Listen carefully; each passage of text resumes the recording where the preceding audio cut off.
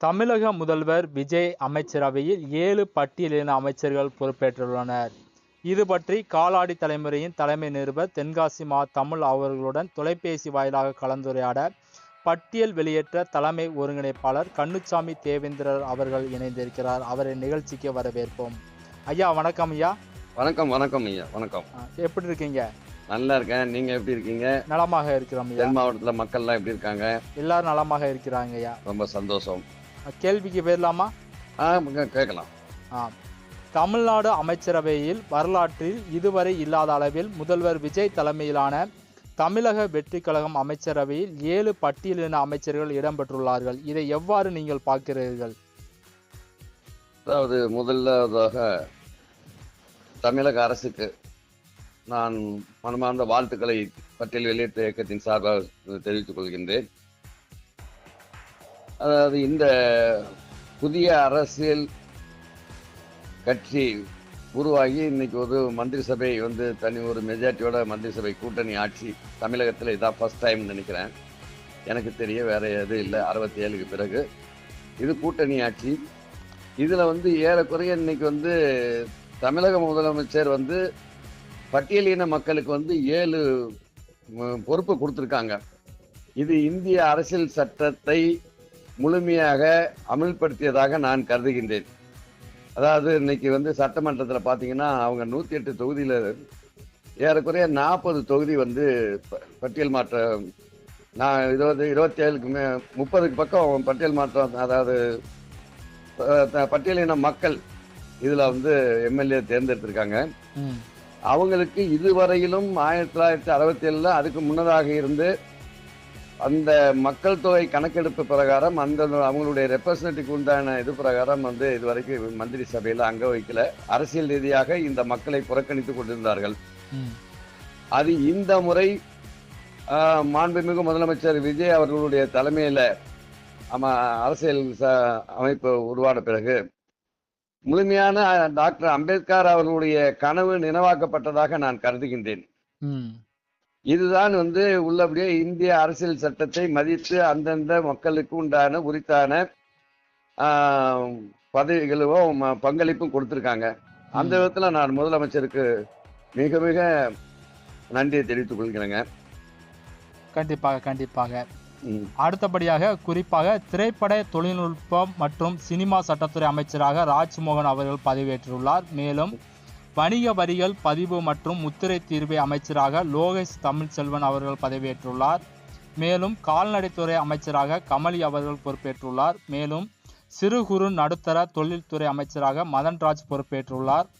மேலும் வெளிநாடு வாழ் தமிழர் நலத்துறை அமைச்சராக தென்னரசு பொறுப்பேற்றுள்ளார்.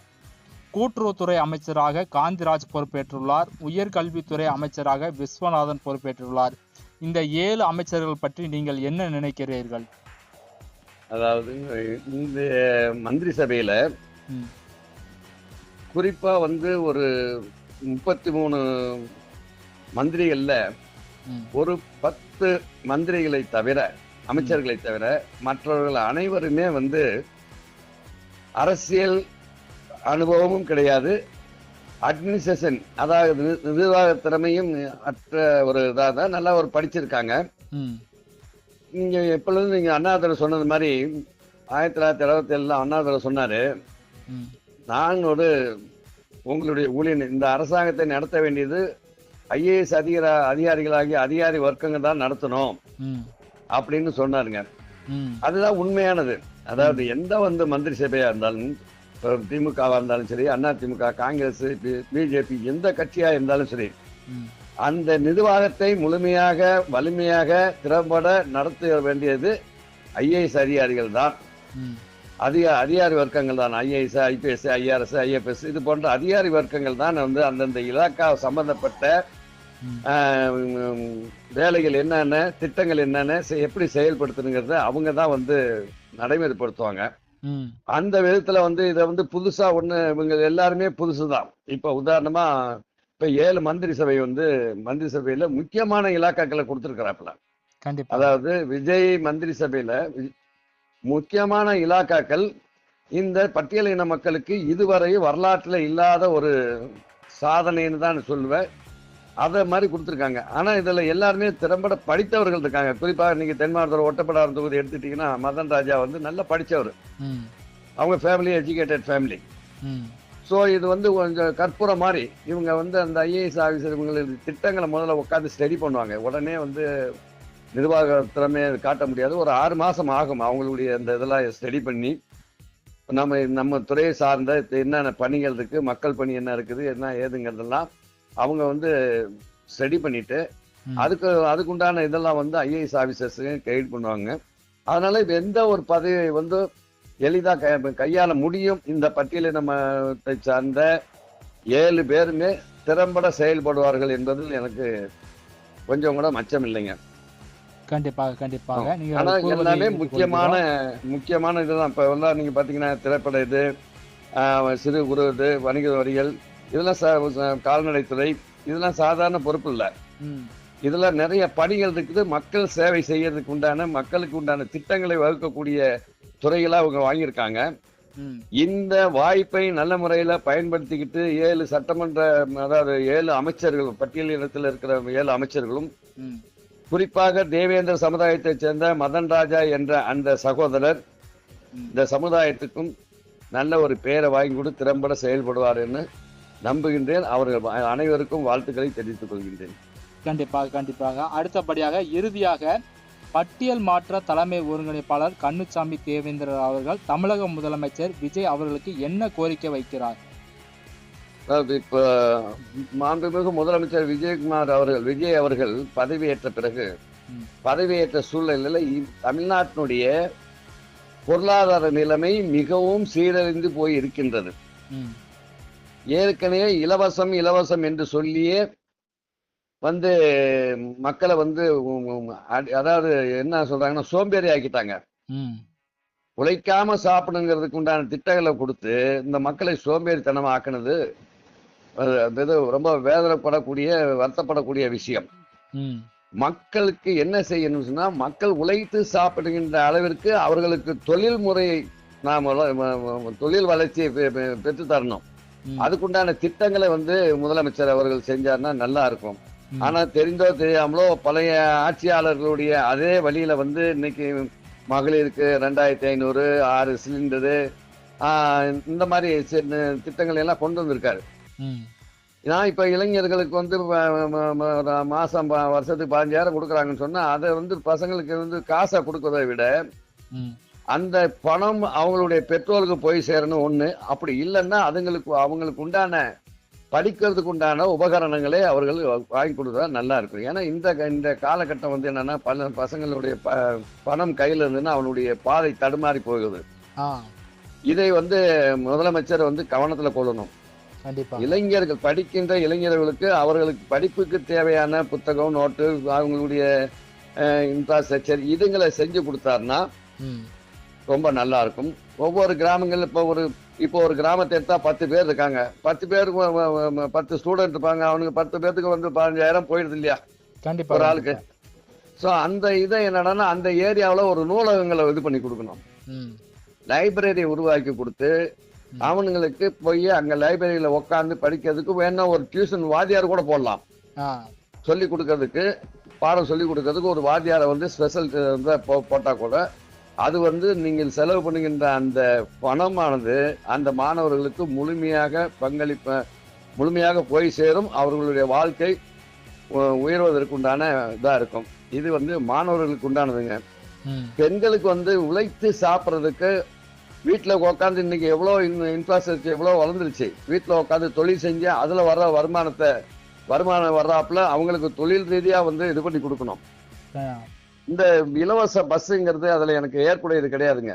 ம். இன்னைக்கு நான் சென்னையில பாக்குறேன். ஒரு நேரம் ரொம்ப வறுமை கோட்டில் இருக்கிறவங்களும் அந்த பஸ்ல இலவசமா போறாங்க. ம். 3 லட்ச ரூபா சம்பளம் வாங்குற லேடிஸ் இலவசமா போறாங்க. ம். வெளிநாட்டுல இருக்கிற மகளிர்களும் இலவசமா போறாங்க. ம். இலவசம் என்பது வறுமை கோட்டில் இருக்கிறவங்களுக்கு தான் வந்து அந்த இலவசத்தை கொடுக்கணுமே தவிர ம். அத அரசாங்கம் கணக்கெடுத்து இந்த மக்களுக்கு இதுல ஃப்ரீ பாஸ் ம். அவங்களுக்கு ஒரு அட்டையை கொடுத்துடலாம். நீங்க வருஷம் ஃபுல்லா எங்க வேணாலும் நீங்க போயிட்டு வாங்க அப்படின்னு சொல்லலாம். நீ 3 லட்சம் ரூபாய் சம்பளம் வாங்குறேன்னு 30 ரூபா வருமானம் இல்லாதவனு ஒரு மாதிரியா சேர்த்து எல்லாருமே இலவசம் சொல்லியாச்சுன்னா இந்த நாட்டினுடைய பொருளாதாரம் எங்க போய் சீரழியும்? கண்டிப்பா. இன்னைக்கு வந்து டிரான்ஸ்போர்ட் வந்து ரொம்ப ரொம்ப மோசமான சூழ்நிலையில் இருக்குது. அரசாங்க சொத்துக்கள் அனைத்தும் அடமான வைக்கப்பட்ட நிலையில் தான் விஜய் அவர்கள் வந்து ஆட்சி பொறுப்பை ஏற்றிருக்காரு. ஆட்சி இன்னைக்கு உதாரணமா நீங்க சொன்னீங்கன்னா இந்த இவங்களுக்கு கொடுத்திருக்கிற அந்த திட்டங்களும் இலவச திட்டங்களும் அரசாங்கத்தை நடத்துவதற்கு குறைந்தபட்சம் 8 லட்சம் கோடி பணம் தேவைப்படும். குறைஞ்சபட்சம் அந்த 8 லட்சம் கோடி பணத்தை எங்க இருந்து இது பண்ணுவாரு? ஏற்கனவே அவங்க 11 லட்சம் கோடி கடன் வாங்கி வச்சுட்டாங்க. அரசாங்க சொத்துக்கள்லாம் அடமானத்துல இருக்குது. இதுல வந்து நீங்க வேற திட்டங்கள் வந்து அதிகமா இலவசங்கள் அதிகமா கொடுத்துருக்கீங்க.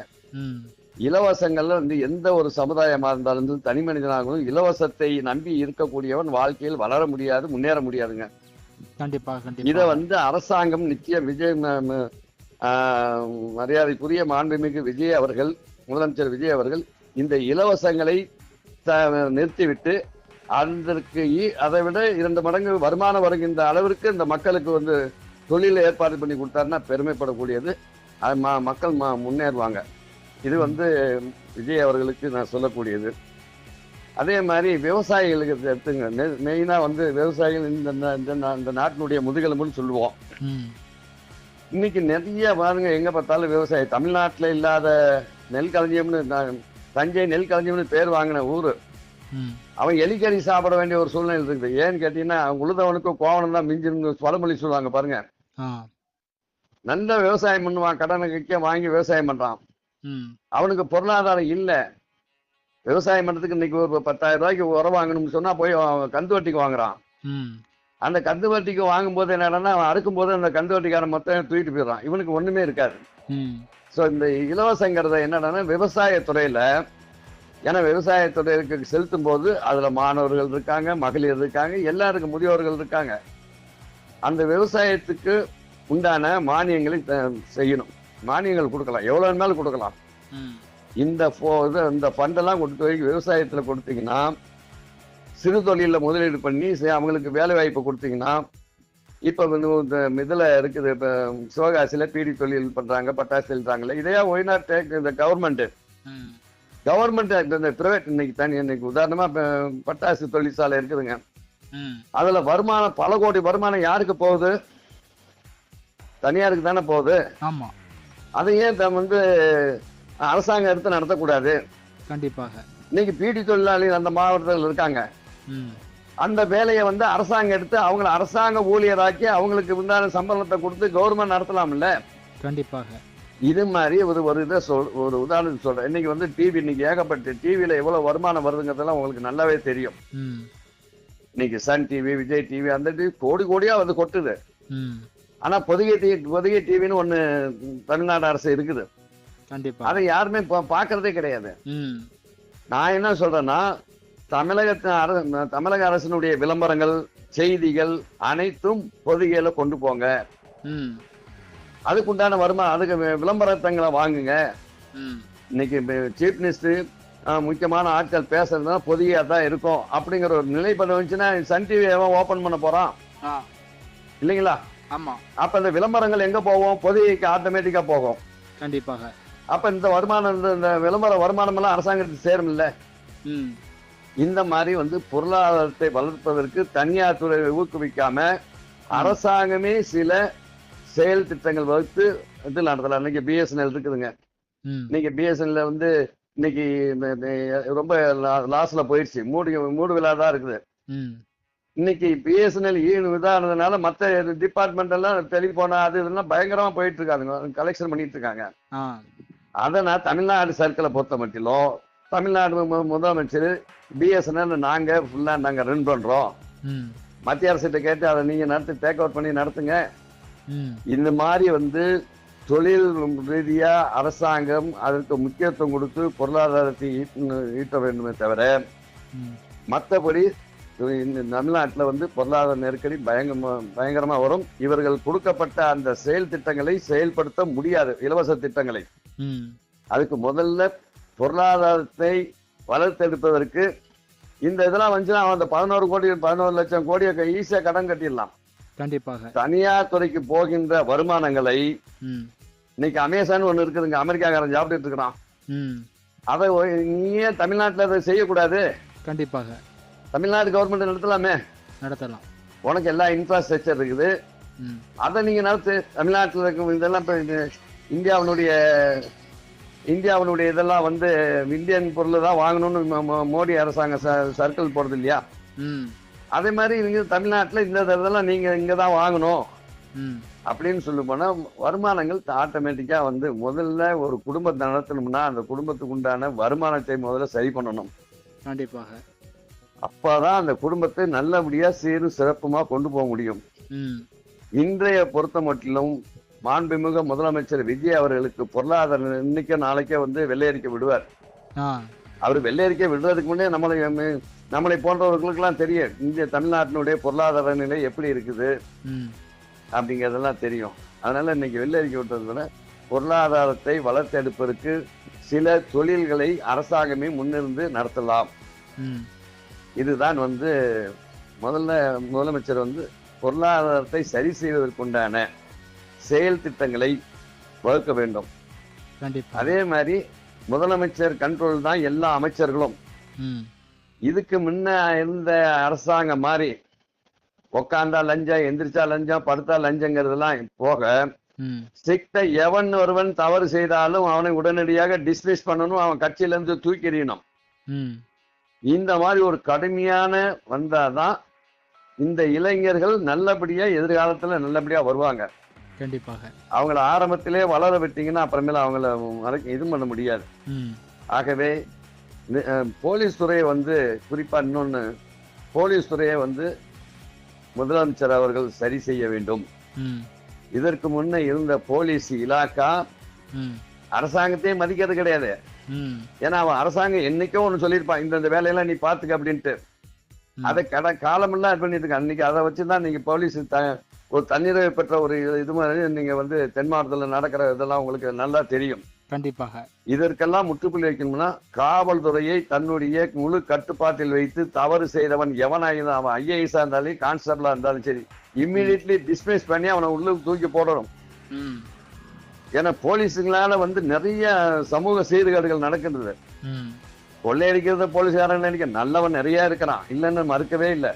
போலீஸ் துறையில மனசாட்சி உள்ளவர்கள், நல்லவர்கள், நாணயமானவர்கள் நிறைய இருக்கதான் செய்யறாங்க. ஆனா 10% போதும் 90% அழிக்கிறதுக்கு. கண்டிப்பாக. ஆகவே காவல்துறையை வந்து அவருடைய கட்டுப்பாட்டில் வச்சிருக்கிறார் முதலமைச்சர். காவல்துறையை சீர்திருத்தம் செய்ய வேண்டும். மந்திரி சட்டமன்ற உறுப்பினர்கள் ஸ்ட்ரிக்டான வந்து மக்கள் பணியை, மக்கள் சேவையை முழுமையாக களமிறங்கி செய்ய சொல்லணும்.